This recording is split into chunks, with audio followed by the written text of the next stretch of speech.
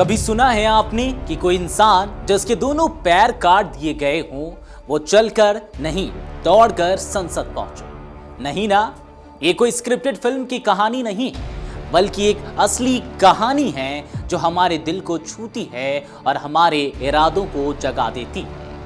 आज हम बात कर रहे हैं केरल के सदानंदन मास्टर की, जिन्हें राष्ट्रपति द्रौपदी मुर्मू ने हाल ही में राज्यसभा के लिए मनोनीत किया है, पर जो आज संसद की सीढ़ियां चढ़ रहे हैं, कभी उन्हें सड़क पर घसीटकर पैरों से लहूलुहान कर दिया गया था। चलिए अब आपको लिए चलते हैं उस दिन की तरफ जिसने उनकी पूरी जिंदगी का रुख ही मोड़ दिया।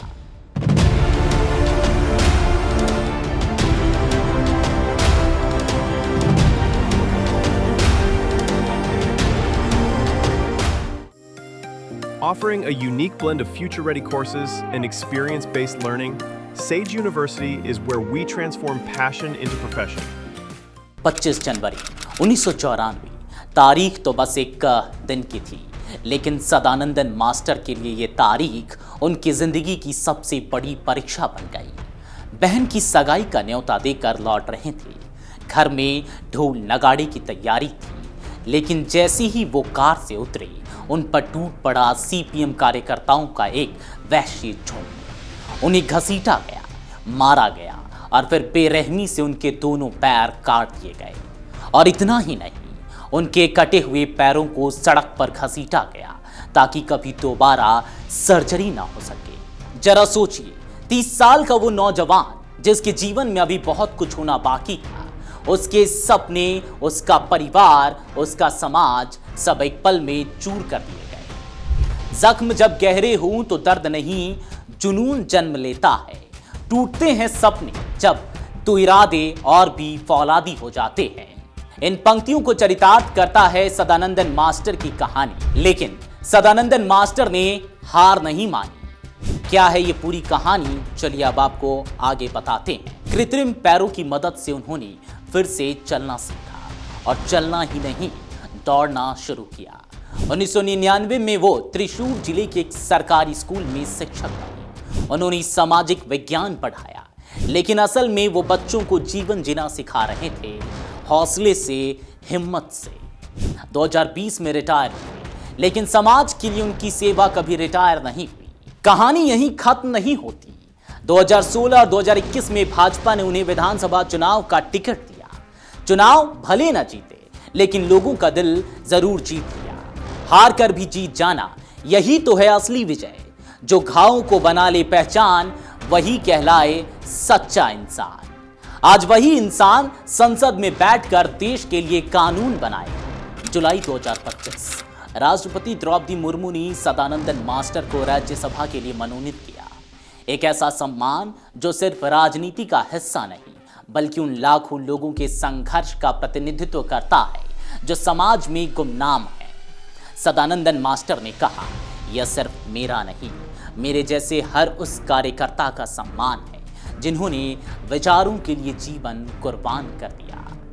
और प्रधानमंत्री नरेंद्र मोदी ने भी उन्हें सलाम किया। उन्होंने कहा, मास्टर जी का जीवन साहस और सेवा का प्रतीक है। सीपीएम के हमले भी उनके जज्बे को नहीं तोड़ सके।